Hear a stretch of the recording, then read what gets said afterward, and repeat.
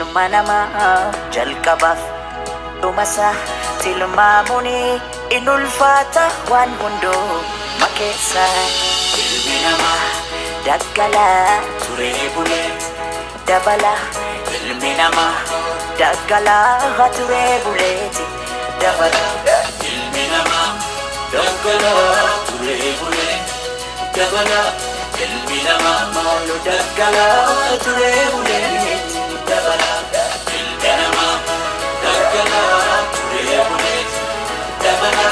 ilmi namaa maalu daggalaa turee buleeti dabala silaana keenyaati dhala namaati isaanii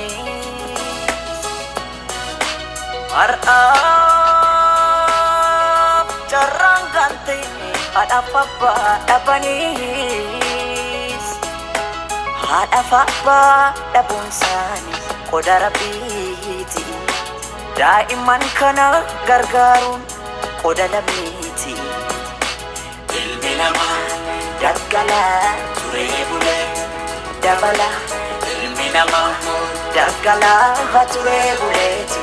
dabala ilmi namaa daggalaa turee bulee dabala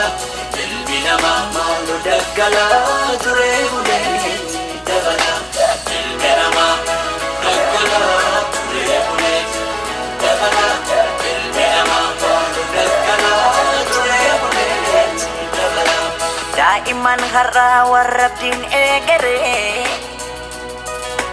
jiruu gadadootiin kophaa isaanii falmu haadhaaf abbaa dhabuun isaanii qoda rabbiiti daa'imman kana gargaaruun qoda lammiiti irra ilma namaa jalqabaaf dhumasa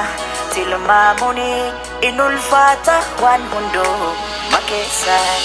ilmi namaa daggalaa turee buleeti dabala ilmi namaa daggalaa turee buleeti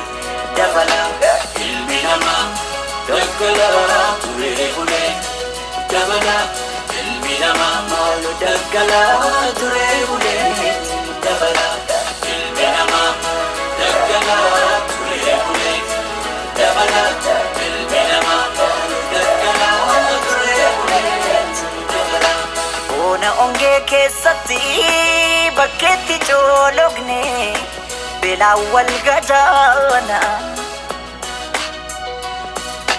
ganna bokkaa keessatti qaama keenya kichuu qurraan waxalamna masliifataani otoon jaalatin kunoonuma jirra jiruu gadadooti irra ilma namaa jalqabaaf dhumasa